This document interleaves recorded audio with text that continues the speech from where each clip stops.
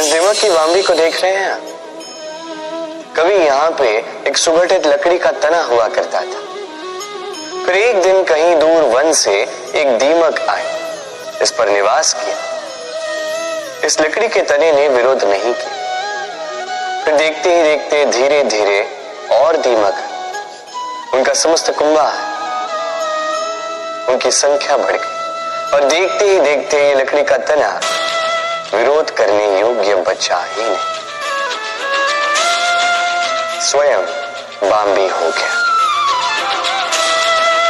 कुछ समझे? बुरी संगत, बुरे अभ्यास समय आने पर रोक दीजिए। यदि ऐसा नहीं हुआ तो ये आपका जीवन चक्र रोक देंगे। राधे राधे। सफलता, असफलता व्यक्ति के जीवन के दो महत्वपूर्ण पड़ाव। हर एक व्यक्ति सदैव सफल नहीं रह पाता, हर एक व्यक्ति सदैव असफल नहीं रह पाता। अब ये दोनों जब भी आते हैं, कुछ देकर जाते हैं, कुछ लेकर भी जाते हैं। जब असफलता आती है तो वो आपको साहस देती है, आपको धैर्यशील बनाती है, आपका मनोबल बढ़ाती है, किंतु आपकी प्रसन्नता ले जाती है। जब सफलता आती है तो वही आपको प्रसन्नता देती है, विश्वास देती है, विनम्रता ले जाती है। अब असफल होने के पश्चात धैर्यशील बनना, इस साहस को जागृत करना फिर भी सरल है, किंतु सफल होने के पश्चात विनम्र रहना सबसे कठिन, किंतु उतना ही महत्वपूर्ण भी है विनम्र रहना। जब भी जीवन में आपके सफलता आए, अपने मन को साध लीजिए, विनम्रता को जाने ना दें। यदि ऐसा हुआ तो ये सफलता ओस की बूंद की भांति लुप्त हो जाएगी। राधे राधे। संसार में तेज का स्रोत क्या है? सूर्य। संसार में मीठे जल का स्रोत क्या है? नदियां। संसार में ऊंचाई का प्रतीक क्या है? हिमालय पर्वत। अब जीवन में हम भी ऐसे ही बनना चाहते हैं, सूर्य की भांति तेजस्वी बनना चाहते हैं, नदी की भांति पूजनीय बनना चाहते हैं, हिमालय पर्वत की भांति ऊंचाई प्राप्त करना चाहते हैं। ठीक है, तो इसके लिए हम करते क्या? यदि ऐसा बनना ही है तो सर्वप्रथम सूर्य की भांति स्वयं को जलाना सीखें।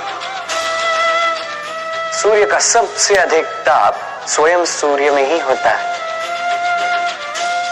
नदियों की भांति स्वयं का मार्ग बनाना सीखें।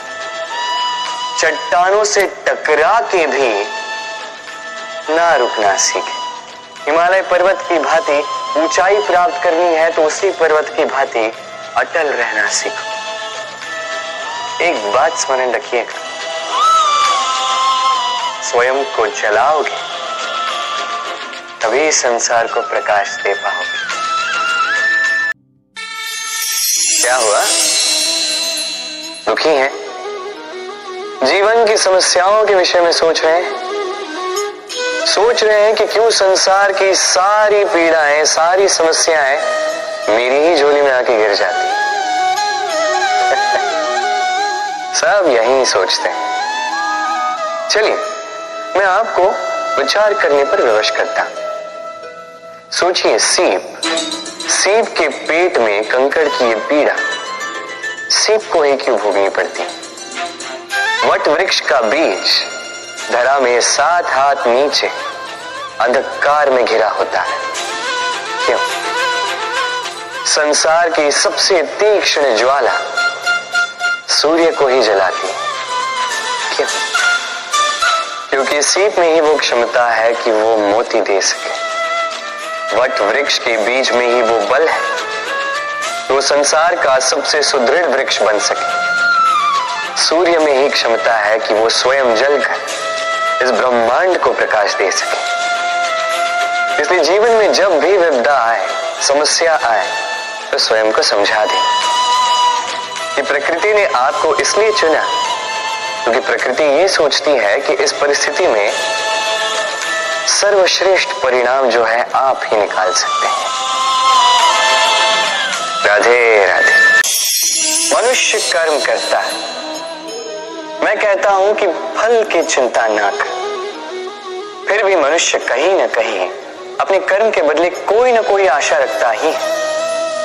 कभी सफल होता है तो कभी असफल। मैं इसलिए कहता हूं कि फल की चिंता ना करो, क्योंकि सफलता या असफलता को मन में रखने से कोई लाभ नहीं है। यदि सफलता को मन में रखोगे तो अहंकार जन्म लेगा। यदि असफलता को मन में बैठा दोगे तो एक हीन भावना मन में घर कर देगी, जिससे कुछ अच्छा नहीं लगेगा।